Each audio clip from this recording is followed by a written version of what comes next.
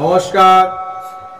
আজ 25শে বৈশাখ 1431 সাল, বিশ্বকবি রবীন্দ্রনাথ ঠাকুরের 164তম জন্মদিন। এই উপলক্ষে কবিতা আগমন। তখন রাত্রি আধার হলো, সাঙ্গ হলো কাজ, আমরা মনে ভেবেছিলেন আসবে না কেউ আজ। মোদের গ্রামে দুয়ার যত রুদ্ধ হলো রাতের মতো, দু একজনে বলেছিল আসবে মহারাজ, আমরা হেসে বলেছিলেন আসবে না কেউ আজ। দ্বারে যেন আঘাত হলো, শুনেছিলেন সবে, আমরা তখন বলেছিলেন বাতাস বুঝি হবে।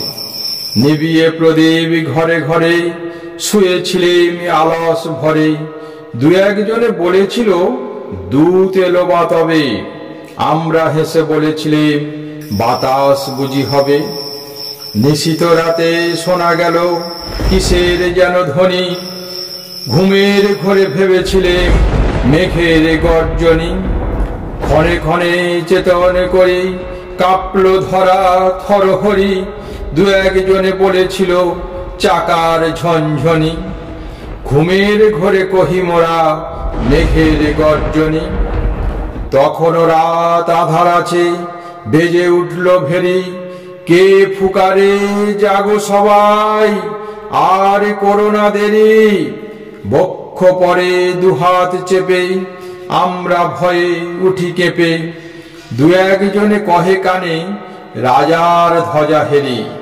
আমরা জেগে উঠে বলি আর তবে নয় দেরি। কোথায় আলো, কোথায় মাল্য, কোথায় আয়োজন, রাজা আমার দেশে এলো, কোথায় সিংহাসন। হায় রে ভাগ্য, হায় রে লজ্জা, কোথায় সভা, কোথায় সজ্জা। দু একজনে কহে কানে বৃথায় ক্রন্দন, রিক্ত করে শূন্য ঘরে করো অভ্যর্থন। ওরে দুয়ার খুলে দেরে, বাজা শঙ্খ বাজা, গভীর রাতে এসেছে আজ আধার ঘরের রাজা। বজ্র ডাকে শূন্য তলে, বিদ্যুতেরই ঝিলিক ঝলে, ছিন্ন শয়নে টেনে এনে আঙিনা তোর সাজা। ঝড়ের সাথে হঠাৎ এলো দুঃখ রাতের রাজা। নমস্কার।